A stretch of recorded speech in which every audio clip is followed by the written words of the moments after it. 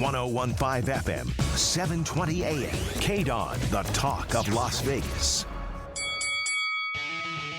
Ladies and gentlemen, welcome to the #1 professional wrestling radio show in Las Vegas. This is the Mark Hoke Show. The Mark Hoke Show. 1 full hour of wrestling news, entertainment, and lots of Sin City surprises from inside the squared circle. Now, let's bring on the host. Here is Mark Hoke. Ho-ho! Hee-hee! Yeah! That's happiness right there. No, I need caffeine. It's my cry for help. It was close to happiness. Oh, dear Lord. Welcome to the Mark Hoke Show. I'm Mark Hoke. Thanks for being with us. We have an outstanding show from all around the world of pro wrestling for you here on KDWN 1015 FM, 720 AM, the talk of Las Vegas. I can't do John Lindquist. No, his voice can't. is impossible to. That's why he's John Lindquist and you're Mark Hoke. Now I can mock him and talk like him, and I've done it to him a few times. But you can't match that amazing voice that you hear in the opens. And by the way, if you ever want to get John, just look him up. He's very easy to find online, or get in touch with me. You can drop me a line at on the website, or Twitter, Facebook, Mark Hoke Show, Mark Hoke Show on Twitter, markhokeshow.com. All sorts of stuff. I'm available. You're everywhere. I am. I do tend to be everywhere. When I get into doing stuff, it's not good. And markhokeshow@gmail.com. Fish, I was so tired last night. How tired were you? Oh, dear Lord. It was not good. Oh. It was not good. I was expecting something better than... After a crazy day driving people around. Should we say good morning to our third member? We're getting there. I'm just babbling right now because I didn't even introduce you. I know, but yeah, I'm not as important as our third member. Well, it's a draw. Time limit draw. Of course, Andrew Fish Fain in here as well. You can follow him at the Fish 1969 on Twitter. And the Overlord, the King, the Master of the domain of future stars of wrestling here in Las Vegas, who, by the way, has a big shoe coming up. A really big shoe. On Friday, September 24th, Survival of the Fittest. Should be a great one. Joe DeFalco is awake. What's up, buddy? Barely awake, but I'm awake. Good morning, my friend. Yes, big week. Oh my God, we're all acting like we were on a plane ride from hell. Nice intro. Look at that segue. I didn't know if that's where I was going to start, but maybe we should just get it over with. I think we should. Joe, did you happen to see that Dark Side of the Ring on the plane ride from hell? You talking to me? Yeah. Yeah, you're Joe. No, I didn't see it, but I've heard about it for years. Oh, the show. Well, it's like I'm not really shocked by what I had heard. I had heard about the whole thing with Flair and certain things that went on there. I can't believe how crazy it's all gotten. I woke up and Dreamer's been suspended, and it's like, wow. Yeah, what's shocking to me is that there are repercussions now, some 19 years after the plane ride. So let's now they care about it. Yeah, let's set this up a little bit in case people out there don't know what we're talking about. There is a show called Dark Side of the Ring that airs on Vice. They're in their third season now, and they kind of take a look at, the darker side of wrestling. And the show just came back with the second half of their third season on Thursday night, and the story was on the plane ride from hell, which was a chartered flight coming back from a WWE tour in Europe. They had just finished up a pay-per-view called Insurrection, and, there's no other words for it. All hell broke loose on that plane. Without question. And it has been wrestling lore for 20 years now, people talking about the plane ride from hell. But I don't know if it ever really got cast in such a negative light as it did on this show, because there were stories about Vince McMahon and Kurt Angle wrestling. Hee, that's cute. Michael Hayes got his ponytail cut off by X-Pac. Hee, that's cute. Brock Lesnar and Kurt Hennig decided to have a full-on match in the middle of a plane. They got in a fight, Kurt played a little trick on Brock, and Brock got mad. They had a little scuffle. He. Everybody got drunk. He. Ric Flair run around naked, except for his robe. He. But now this episode kind of took it to a different place where the one of the major proponents on this one was a flight attendant that they found that was on this flight, who told a very compelling story about everything that happened, how much of a nightmare this was, that she was worried that Brock and Kurt were going to break through the wall of the plane, that Scott Hall tried to lick her in the morning when she was trying to serve breakfast, Ric Flair when he was doing his little thing helicopter with the robe, and yes, he was helicoptering, which Ric Flair has been known to do a few times. But Ric Flair went back to the galley where this flight attendant was and cornered her basically, and tried to get her to touch Space Mountain. It was just a story after story. They even had a little bit about Terry Runnels saying that at the pay-per-view, Brock Lesnar exposed himself to her, and her no selling it. and Dustin Rhodes is like, don't say anything, let it go, which kind of led into that whole thing with Flair, and it really turned this into a nightmare, and there's been fallout from it. Tommy Dreamer was on the show and kind of was a little bit insensitive. I think the best word to say from what he said was insensitive, because what he said was, it doesn't offend me, but apparently in this day and age it will offend some people. He goes, then again, my double ponytail will offend some people because I'm 50 years old. Yeah, he really was very casual about it, and Impact Wrestling suspended him for that. And now Ric Flair lost, at least for the moment. They didn't say he lost the sponsorship, but his ads for Car Shield have been pulled, at least for the moment, because of all this. And Rick's now trying to defend himself. The show said that Rick had said before that he denied the allegations, but they didn't say whether they tried to reach him or not, which really blew me away. But all of a sudden, the plane ride from hell has implications 2 decades later, which is unbelievable. What I found interesting, and Jim Ross has said this, he said, they fired Scott Hall immediately, and he goes, there were absolutely no repercussions for Ric Flair because Ric Flair was a made man. Yeah, Kurt Hennig got fired, Scott Hall got fired. Right. And nothing happened to Ric Flair at all. Yeah. So Brock Lesnar. Lesnar didn't get anything either, and and he. Well, I hate to say he did the worst thing, because obviously, cornering a woman when you're naked is not the coolest thing in the world to do. And telling a woman to lick you or letting me or asking her if he can. Yeah, Scott Hall. What Scott Hall did, but Scott Hall was drugged. RVD, I thought, was brilliant on this whole thing. I loved watching RVD talk about it. There were a few things that struck me about this episode, and because I'm having been a journalist for a long time, I see other questions and other thoughts that I had.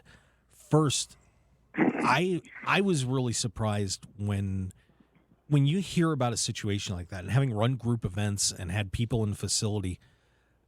Yes, they made a comment. Well, Rick wanted that third car to booze because they were on the tarmac for 7 hours before they took off because of weather in Connecticut. There was weather in Connecticut, so they got stuck on the tarmac for 7 hours, which is why everybody got so messed up, because they served them basically three mini bars, 3 of them.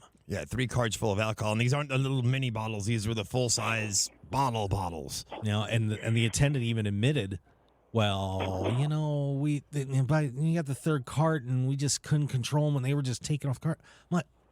And having run events and having to keep them under control, I don't care if it's God. I'm not giving them that third cart. There's no way. I mean, you can say what you want, but if I don't have the people to control these guys, which they obviously didn't, SportJet blew it to me that they didn't have the right people on this flight, and they had been touring with them through the whole tour when they were over there. They were there for 3 days, so apparently they were all getting friendly and everything. And who knows what, if anything, happened before that. But man, you've got to have the airline has to take charge of that situation. Number one, you have to either get those guys off the plane if you're going to be stuck out there for 7 hours. You don't give them that booze. You make sure that you've got the right people on that plane that God forbid something happens, you can handle it. Yeah, but you heard Justin Credible say it. He said it didn't matter how much. If Ric Flair wanted, he was going to pay however much it was going to cost. Don't care. And I'm going to say this: I don't care. I know you don't, but when it comes down to it, money is money. And if Ric Flair was going to pay that money, and that's what Justin Credible said. He goes, he was going to get it no matter what. He didn't care if it was a few $1,000s. If I'm seeing these guys getting messed up, and I'm seeing signs of trouble, I'm like, guys, I'm going to Vince McMahon. I'm going to Jim Ross, and I'm saying, look. This is a situation that could get out of hand. They want a third card of booze. I don't want to give it to them. What are we going to do? But Vince was all in this craziness. Joe, maybe you can speak to this as the head of a company like that. To me, it seemed interesting. Jim Ross said, it was my job. I was supposed to take care of it. But at some point, it shouldn't be Vince McMahon. If Vince McMahon had stepped in at some point and said, hey, knock it off, everyone would have listened. Shouldn't it have been his position to do something like that, or no? Yeah, I guess it would be his position, but from what I'm hearing, because McFoley posted the thing, that Vince McMahon wasn't there. So, those kind of parts of the story are a little conflicted now. Yeah, because on the show they were saying that Vince and Linda were both in the very front of the plane, and that what the first class of the first class cabins. They were saying, and McFoley says that they were not on that flight. So again, it's already conflicting onto what they're there. But Vince McMahon's also the guy that got into a wrestling match with Kurt Angle on a plane. So how much is he going to listen? Yeah, to him it's a bunch of guys having fun, blowing off steam, whatever. And they did it in bars, whether it was Undertaker, Godfather crew, beating the crap out of people. Oh, he almost did it again.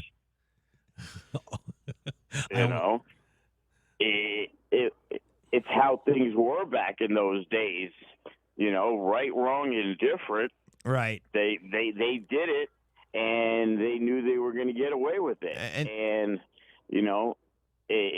it's horrifying in 2021, but in 1995 it was just another day. Like, how many other European tours did they go on that the behavior was exactly the same, but nobody really brought it up? Right. And JR said at the time it was very much a case of boys being boys. Yeah, and it's there is a context there, having been in sports a lot and coached teams for a long time. Yeah, you goof around. You do stuff. The problem was, to me, with the whole thing was supervision on everybody's parts. I mean, the wrestlers are obviously responsible for their actions. They're adults, right? You can't do that stuff. You can't. Brock Lesnar needed to keep his cool and not attack Kurt Hennig on the plane to the point where you could have smashed a wall out and decompressed the plane. You got to use your head a little bit. To me, they made it sound like that was as big a deal as Dustin Runnels singing to Terry Runnels on the PA. But to me, I'm like, to me, that was nothing, and they made that seem like a huge deal too. So that was. Well, have you ever had your eyebrows shaved in the middle of a flight to back home? No, I have not.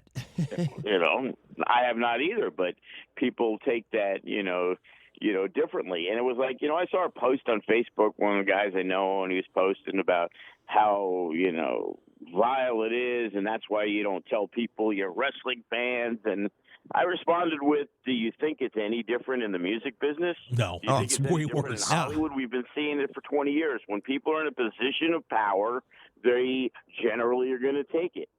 Yeah, and that's why I like Mike Chioda's statement. He said, when you go on a plane, you wear sunglasses and you wear a hat, because that way, if they're going to do something, you have a chance to wake up if they pull off your hat or take off your sunglasses. That was brilliant. I've been if you get caught on camera, they can't identify you because you got a hat and glasses. That's a good point, too. See, Joe's always thinking the right way. What a wise man Joe DeFalco is. Of course, we're on the Mark Hoke Show. I'm Mark Hoke, Andrew Fish, Fain, Joe DeFalco, talking about the world of professional wrestling and this whole dark side of the ring situation. Guys, when does this blow over? Is this going away anytime soon? What's funny is it was the lowest rated dark side of the ring of all time. I didn't see that. I didn't see that either. They had the overnight ratings, and generally they're always in about the 200,000 range. And this one was the lowest, or the second lowest one of all the ones that they put out. and I'm pretty sure when they run the repeat, it's going to be the highest. That's amazing. Yeah, that's actually a brilliant point. I'm sure it will be. It was just, like I said, I'm not shocked at what happened as much as I'm shocked that there's 20 years later we're having repercussions, like the fact that Tommy Dreamer has been suspended. And Hulk Hogan and now Ric Flair, the two biggest stars in wrestling history, are pretty much canceled. Yeah. Yeah, that's rough. Yeah, and, I think it was funny because I had watched the preview of the second half of the season with Chris Jericho. Yeah, I watched that. That was actually brilliant. And the show creators, Evan Husney and Jason Eisner. And you almost got a sense that something was coming because they were talking a lot about how, well, when we do the show, we got to balance being fans and telling the truth and telling these stories, and it's hard sometimes. So obviously you knew something big was going to come up, and I think there's a reason that this show was placed first on the season, because obviously it's, just looking down the topics, it's probably going to get more attention than the other ones. So. I got a question for you. So Dark Side of the Ring has a lot of stories that people didn't really know about, and, it doesn't make the wrestling business look good. But Chris Jericho's the host of it. Is there any heat on Chris Jericho for being a major part of this, show that really trashes professional wrestling and makes it look bad? I think to a point they're probably, especially after this. It's funny because I just can't believe they didn't call Rick to give him a chance to get on camera on this. As a journalist, with that story and getting so detailed and saying, well, here's the flight attendant who's going to tell this story. Boy, I tell you, I would have made that phone call to Rick. I really would have. Maybe they did. Maybe maybe they just they didn't even want to put he declined comment, because that to me looks worse. If he says he declined comment on it, it looks worse than if they don't say anything at all. He's commenting now, and he says he's going to come and talk about it sometime. But as for Jericho, see, I think it's half and half. But some of these stories, because they've been told, I think have benefited wrestling, and I think some of them have really brought some things to light that I think was important to know. What about the Grizzly Smith thing? I mean, you think about that story with, what happened with Jake and Robin and Sam Houston, and that entire family, and nobody knew what Grizzly was doing. It's certainly. I think you're going to see the same thing. I think you're going to see the same thing next week when the Chris Kanyon one comes out. I think people are going to learn stuff about Kanyon that they didn't know, and I think that's going to be huge for certain members or parts of the population. You look at and I actually have the episode list in front of me. The Bruiser Brody story, great story. Loved it. The Von Erich story. I think that was a story that was important that story got told. The Bob Abrams story I thought was very good too. Jesus. The cowboy and the cocaine. What is it? Cocaine and cowboy boots or something? God, that was unreal. The great. Right, but I had heard that story 30 years ago. Sure. Bob Abrams of UWF, because I lived in Long Island, and he was the guy who was running out of there and using all those ex-WWF guys. And I remember, I guess they did a show. It was actually on Pluto TV. I saw one of the matches. It was Dr. Death, Steve Williams, and somebody else, but it was here in Vegas, and it was their big pay-per-view, and they had like 27 people. Yeah. Yeah. That whole thing was. I still remember that. But I thought the episode itself was wonderful. Like I said, I look forward to seeing the Canyon one, because I think there's a lot of stuff about Canyon that I don't know. And there's some good stuff with the David Schultz one. It was fun to see David Schultz again, and like I said, they've done some things where I think that they've benefited wrestling, and I think overall for the business, sometimes these stories coming out are important to kind of teach everybody lessons from the past and realize, look, there's some things that went on that we can't let happen again. So there's some good, and then obviously there's some bad, like what happened this week. So. Right, and I don't think Jericho gets heat, because I think Jericho is looked at as, he's willing to go out and tell some of these stories that maybe we don't want to be seen. So plus he's getting paid to do it. Yeah, of course. Tell me one of those guys, if they weren't asked to narrate these shows, would be like, oh, I'm not going to do it. No, you're right. I don't like the topic. I'm not going to. Come on, let them get real on that. So yeah, I think Chris is okay. So there you go. Wow, we went a long time on that Dark Side of the Ring thing. So that means I'm going to save the Big E win for the second half. We'll get into some other topics here. Hey, how about AEW? Another ratings victory. Oh, stop. In the 18 to 49. In the 18 to 49 demo. That's the one they list. Beat him out by a tenth of a Joe point. Joe is not impressed I'm not impressed. by the AEW win. Everybody looks for the win and how they can get it. You know, when two companies go head to head, usually it's, you know, whoever gets the most viewers. That's like, you know, when you play a baseball game. Yeah, but, you know, the first 4 innings we dominated and they squeaked by in the other part of the game. So we're going to get some points in that. Yeah, of course, Raw did crush them on total viewers. It was about 1.9-ish to 1.1 ballpark. Yeah. But they beat them in the 18 to 49, which is when they list shows on cable listings. I had some interesting conversations yesterday with an AEW wrestler. Oh yeah, yeah, it's very interesting. How'd that go? It went well. You know, talking about using the guy and known him for years, and you know, right now he's not extremely excited about what's been going on. And that was my biggest thing about AEW is everyone's talking about how amazing it is, how great it is, how fantastic it is. And I said, but there are guys that I'm sure were promised certain things that aren't going to get delivered on those promises because of the 8 million names that all of a sudden they're bringing in. Well, and you run into that, you know, as someone who coached sports for a long time, you know, when you first go into a program and you're taking over, you have the kids you have, but eventually, you know, some better ones usually come in, and but you know, you have as to have training some them, loyalty to the kids that started with you, and there's no loyalty there at all. But but they haven't. But how many people have they released? Well, you know, I wasn't talking to Fuego del Sol, so it was, you know, I wasn't talking to somebody who's just happy to be there. Yeah, I mean, it's, you know, some of those guys that got things started, they had to realize that at some point there were going to be some bigger names coming in. And yes and no. I mean, I don't think anyone could have seen the amount of names that were coming in. I'm sure there's a shock. I'm sure there's a shock that all of a sudden, how are these guys here? I mean, if you'd have asked me any of us a year and a half ago, would CM Punk, Bryan Danielson, and Adam Cole be in AEW, what would you have said? I would say there's a better chance of them all being in WWE, obviously. Of course not. And there's a lot of guys. I disagree. I would have thought CM Punk would never go back to WWE. Oh, I never thought he would either. I just figured he'd stay home. I would think that from the early conversations and being in Chicago for the first one, I thought that CM Punk, if he ever came back to wrestle, that's where he was going to be. Now, the other guys, yeah, absolutely. Yeah, you know. I didn't think that. And also, Adam Cole shot down the rumor that he was supposed to be a manager for Keith Lee. Ugh. Oh, so really? that didn't actually happen? Oh, God. That's what supposedly Adam Cole stated. Ew. That's horrible. What kind of idiotic plan was that? Oh, wait. It's he was going to be a manager for somebody else. I'm only kidding. I couldn't think of a name that quick. That would have been like, even worse. EC3. Sorry. Yeah. Wow, you're pulling that one back. EC3 is wrestling Braun Strowman on their own thing, on the narrative. Huh. Did you see that? I did not. I was just, that's an interesting pairing.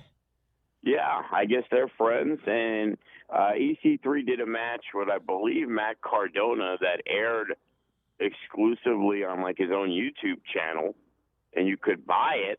And now I guess it's Strowman's first match since being released, and it's going to be versus EC3 because he's trying to create his own narrative and I guess do things his way. And it's not even a company; it's just a one-off match that you can stream and pay for. Ooh, we're going Zack Ryder on this one. Woo woo woo. Good Lord. I'm sorry. I didn't do it loudly. Come on. Thank goodness. I mean, I could have. That would have been a horrible. No, that's all right. Thanks. Do you want me to, Fish? No, thank you. No? Okay. Just making sure. Oh, my God. Yeah, so that's very interesting. Braun Strowman taking charge of his own career. Let's coming back. We got about a minute-ish to go. So when we come back, we're going to talk about Big E's winning the WWE Championship. Yeah. We'll maybe get in some NXT talk. And I want to talk about how ridiculous the WWE is when they advertise something that kind of blows the water out of what's going to happen before. Well, you'll see what I'm talking about when we come back. Yeah, we got real quick. We'll touch on Raw, SmackDown, Dynamite, Rampage. Impact had a good show last night. As we're getting ready for them to come to town on Friday. Or I think is that Friday night, Joe? They're coming October 23rd. Oh, October 23rd. Okay. So, no, it's not Friday. Okay. Glory. Okay. So that one's coming up, too, and some other fun stuff. So we're just getting ready to roll into break here. And, yeah, there we go. Yeah, there it is. I was waiting for the music. I understand that. Yeah. All right. So we will be back. Andrew Fish, Fain, Joe DeFalco, Future Stars of Wrestling, and little old me, Mark Hoke. Thanks for being with us on KDWN. Stop looking at me funny. Little old you? Whatever. We'll be right back.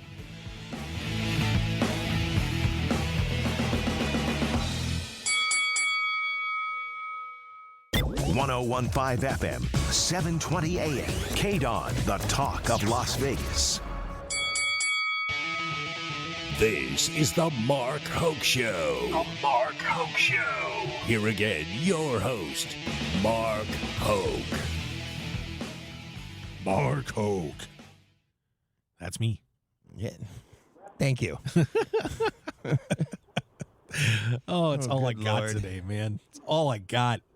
Andrew Fish, Fain, Joe DeFalco on the line as well. Talking pro wrestling. So, since we're going wrestling, since this is one area we we're are going wrestling. That is Yeah. the show. Joe, I have another question for you. So WWE is booking the Extreme Rules match between the Demon and Roman Reigns for the Universal title. Yet they're running commercials saying that the show in Saudi Arabia in October, it's Roman Reigns versus Brock Lesnar for the Universal title. Isn't that kind of self-defeating, saying that you're already fighting for a match after the match? You know what I'm saying? They're already saying that Reigns is going to defeat Balor. Well, it's not necessarily that. We've had to do things to where we've had a smaller schooler show, but we're trying to promote the big show that we were doing at, say, Sam's Town. So, we ended up doing a Swerve just to do it. We had Cross and Hammerstone were scheduled to be in a steel cage match in like 4 weeks. So 2 weeks prior, we were going to have a school show, and Hammerstone was going to defend the title. At the time, we didn't know who he was going to defend it against, but we did this giant swerve to where this young kid who was pretty much terrible, but he was like a manager who was really over, and we had Cross get involved, and the guy beat Hammerstone, and the crowd went crazy, and then he just got added into the championship match because he was the champion. So odds are Balor's not winning, but, it's possible they do some kind of giant swerve because, you don't – in that situation, you don't know what the deal is with Lesnar. So are they going to make him lose in Saudi Arabia? Because it seems like those guys have their favorites, and guys like The Undertaker and Shawn Michaels wrestle on those shows, and Jericho did back in the day, and it was the most money he said he ever got to wrestle. So, Goldberg wrestles on there. There's talk of that happening. And now Goldberg gets to beat Lashley because Lashley's not the champion. Right. And now the guy who's the Saudis who are paying all the money want to go over can. That makes a lot of sense. It must be fun to have a job where you can just do a giant swerve. Yeah. It's got to be cool. I don't get to do a giant swerve. But the problem is dealing with the other, 90% of the annoyance and the aggravation of trying to get to the one thing you do like to do. Now, which is run the shows. When you have a storyline going, do you have an end point and work your way back from the end point, or do you have a start point and you work your way forward? Well, initially it's the start point, and we're like, okay, this looks like we have a setup of what we're going to do, and then we plan out.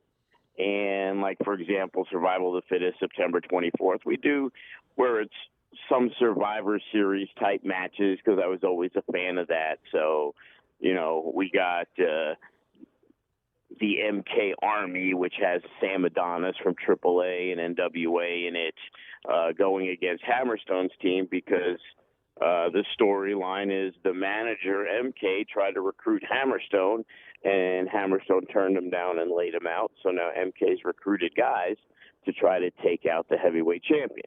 So, that's part of the setup to November when we have our next big show, kind of like WWE. We have our own little versions of WrestleMania and, SummerSlam, and we have our big four. And so November 27th, we do a show called No Escape, and the show will be more we'll probably do 2 or 3 steel cage matches. And the idea is trying to link everything over the last few months to finalize, the feud at No Escape inside the steel cage. We're fortunate where we don't have Monday Night Raw the next day, and then we just give the rematch away for free. So yeah, there you go. You know what? I think Joni's got to work for me Friday night. I need to go to this. Joni's in there smiling. She's like, no. Joni has a life. It's a Friday night. Joni's my show producer. She's doing something on Friday night, trust me. Yeah, well. Bribes can be made.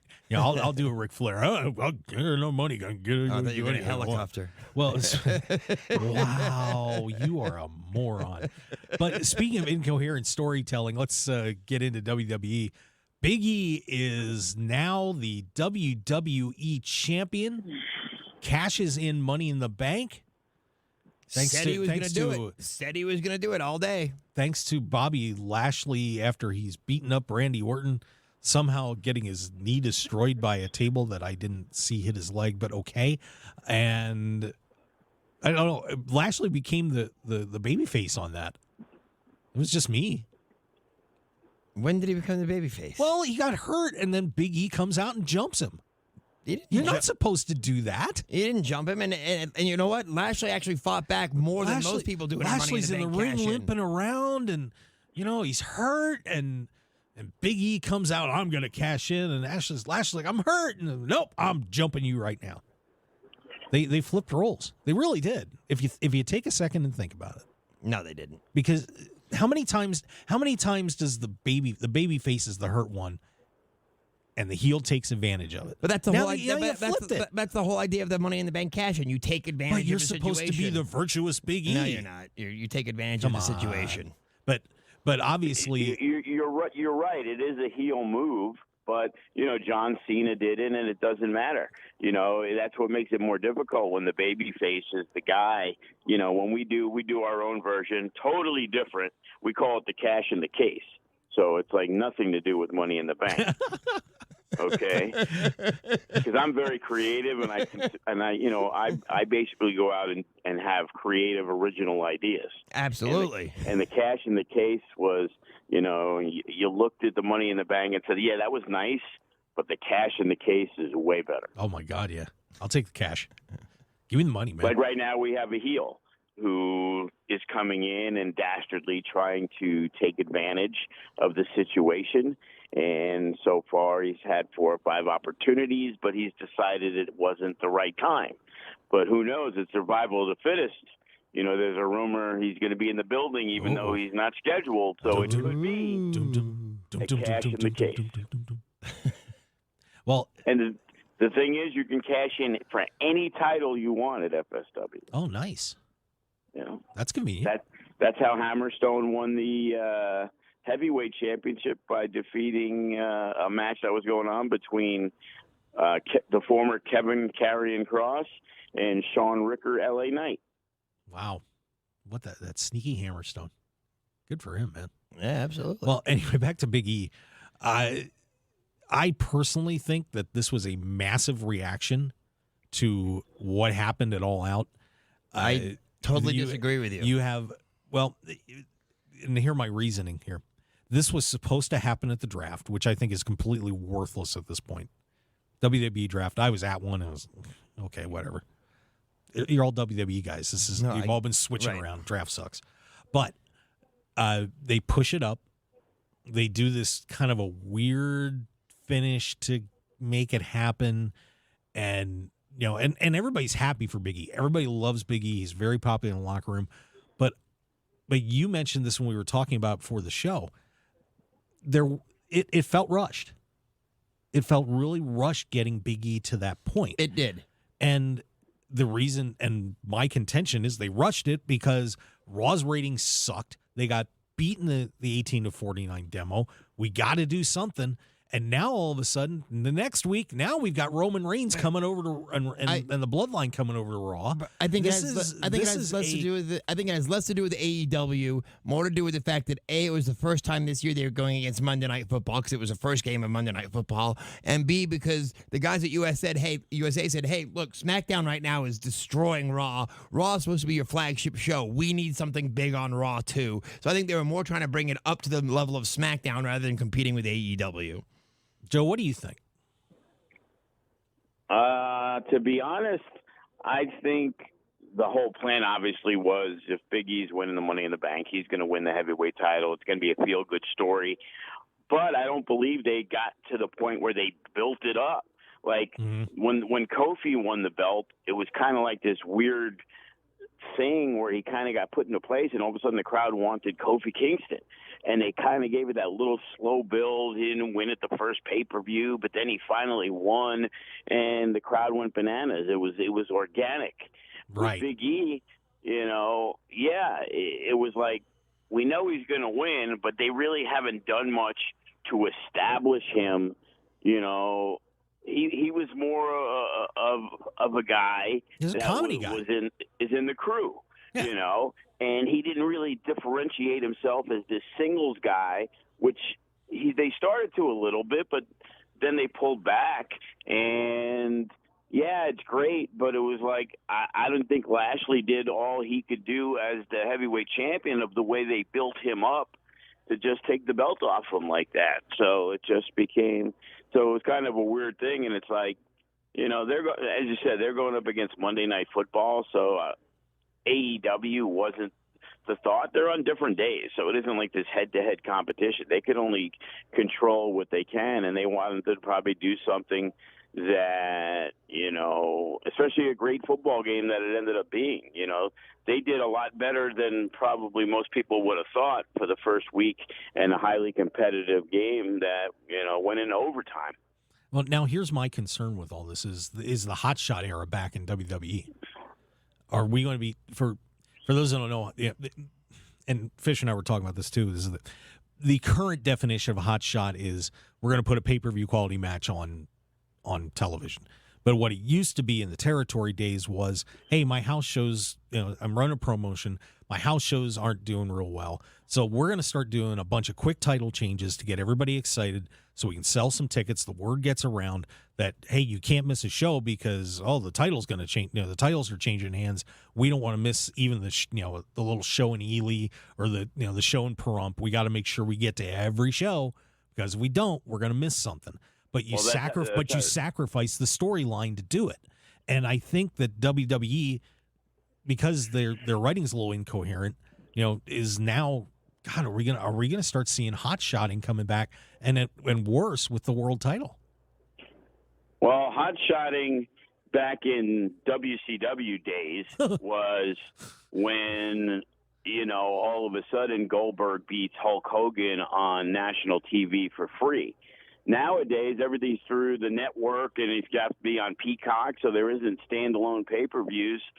So the main shows are Raw and SmackDown. You have to make people watch because regardless of everything, that's what they use to dictate how they're going to make money.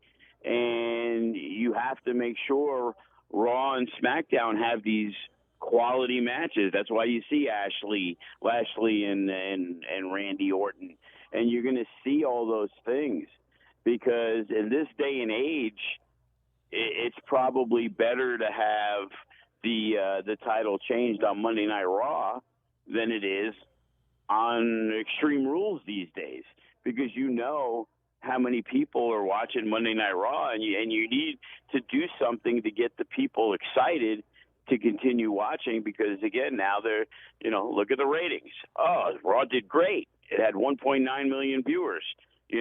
15 years ago, it was like, oh, my God, Raw only did 4 million viewers. They're going downhill. They're done. Yeah. Yeah, back in the day, the top shows, by the way, did around 9 million. And 9 million. Yeah. Is it really that big a difference? Really 7 million difference? Mm-hmm. Wow. And I do the same things where sometimes it gets stagnant and like, when we were doing, 6 to 8 casino shows a year, the high octanes at the school kind of like, set up the stories. To us, I treated these high octanes as Monday Night Raw. That was our Monday Night Raw. The pay-per-view was the casino shows. And when we had the Young Bucks in, that's what we did. It was like, you know what, we need to make these shows because for us, those shows are extremely important because we need people to come to those shows. That way they'll care enough to go to the casino shows.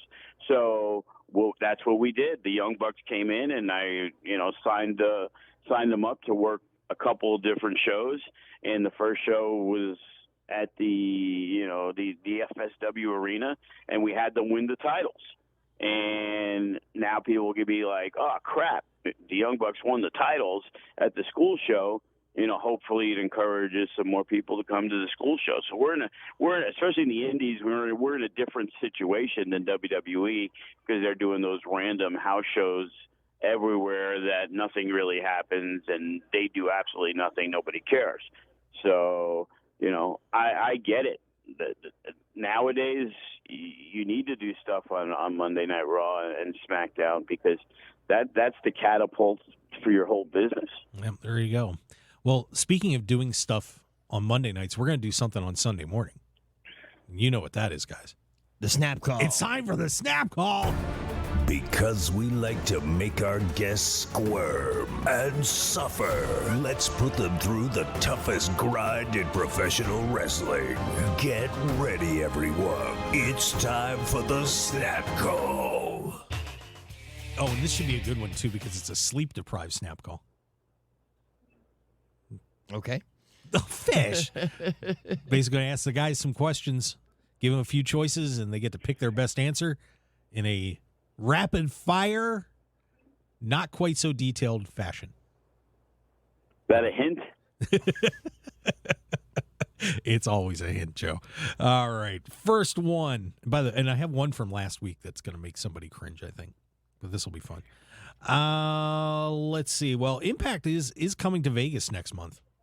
And Joe DeFalco got booked on the show. Did you hear about this? I did not hear about this. What's his role? A spin the wheel, change D'Lo's deal segment where Joe gets to change the finish of whatever match he spins. Referee of a Zoo Animals match between Moose and Rhino with him dressed as a zookeeper outfit, feeding fish snacks to the participants when they do something they like. Or DeFalco is in the ring as he takes on the returning Tessa Blanchard. Fish. Oh, he's the referee and dresses as a zookeeper. I like that one. Joe? Yeah, I'll change the finish of as long as I can change the finish of at least 4 or 5 matches. Wow, greedy spinner there.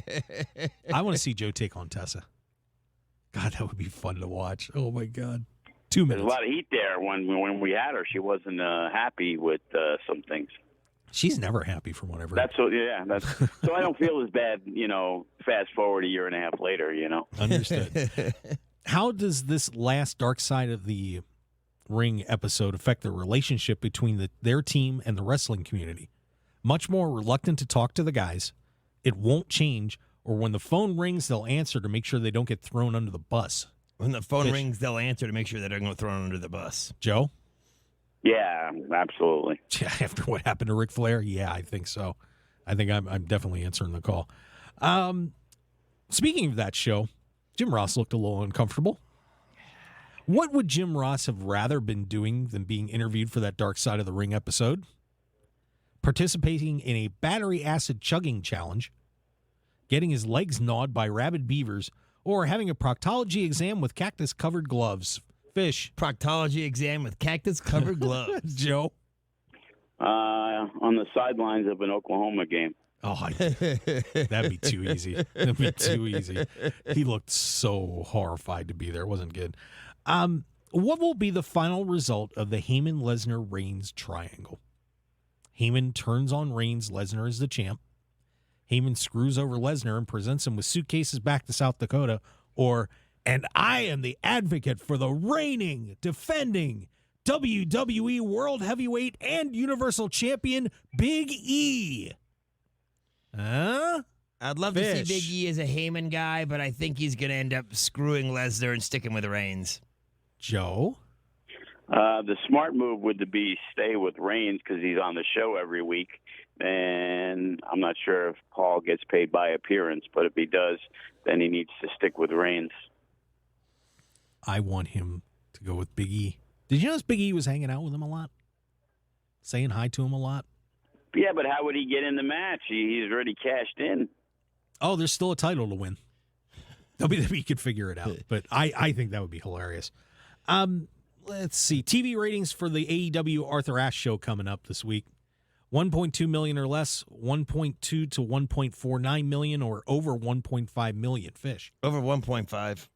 Wow, going big. They've been doing like 1.2 now, right? Yeah. Yeah. There. Well, I don't know why it would go up. Okay. Same thing.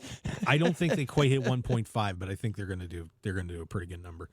Joe, you're so pragmatic. Yeah, that's all right. Last one. We need a crazy match stipulation for the AEW Arthur Ashe show. What should it be? Last person who can't take it anymore, mixed tag team match between referees Paul Turner and Aubrey Edwards taking on John McEnroe and Serena Williams, which would be entertaining, the jaw-jacking. If the Young Bucks lose, Jim Cornette gets to hit them with a tennis racket 5 times each. It's tennis. Or a balls to the balls match. Fish? What's a balls to the balls match? Yeah, you get tennis balls. But who's getting the balls to the balls? I would imagine the loser. Right now, I'll stay with the Young Bucks getting hit by a tennis racket with Jim Cornette. Joe, you're a promoter. Which one would you go with? That would be highly entertaining. It would be nice to see Kenny King there to say hi to Jim Cornette. That would be something. There you go. There's your snap call, guys. Jim Cornette is a very divisive, polarizing individual. He doesn't like the Bucks either. No, I know. Could you imagine that if somehow they got him to come in and do that? Tony Khan likes him.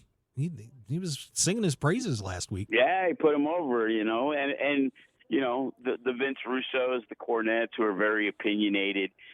Some of the stuff Cornette says is out there and somewhat embarrassing, but a lot of what him and Russo say is legit. It's what a lot of other people sometimes think but are afraid to say. Well, my question for you is, a lot of people say Vince Russo's a genius. A lot of people say he was the ruination of wrestling. Joe, what do you think of Vince Russo and his ideas vis-a-vis wrestling? I think Vince Russo is like a lot of wrestling people, that he has good ideas, but he also has a ton of miserable ideas. And when he was with WWF back in the day, he was able to be filtered, and they only picked and choose what they thought would be good. When he was running WCW, he didn't have that filter, and he did what he wanted to do. And sometimes it was, horrendous because there was no Vince McMahon in WCW to say, this is terrible. Just like now when we watch WWE, it's like, how they can create the bloodline, and some of these stories are fantastic, and then some of them like, how did this make television? Exactly. Like, who thought this was going to be a good idea? So, yeah, kind of. That's my thought on Vince Russo. Yeah, there you go. And by the way, happy birthday to Jim Cornette. Just turned 60, if I'm correct. Really? Yeah, he's got got birthday cakes flying around all over Twitter, and everybody's saying hi. So happy birthday! Whose birthday? Jim Cornette. Oh, whatever. Oh, man. He did manage the greatest tag team in the history of professional wrestling. I might not disagree with that. The Midnight Express were absolutely amazing. Part of the reason that I do respect a lot of what he says, I don't agree with everything, but... And not Dennis Condrey or the Love Guy. You're talking about Sweet Stan Lane and Beautiful Bobby? Yeah, now that was the team. The Condrey team was pretty good, though, too. Yeah.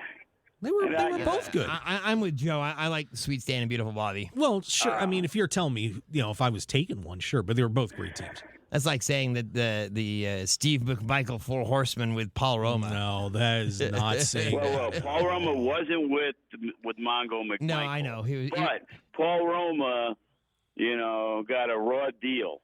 I think he did, too. He got put in a spot he shouldn't have been in. Look at Pretty Wonderful, how good they were. Yeah, that was a fun team. I did want to talk about NXT real fast. We've got about 3 minutes-ish. the new look debuted.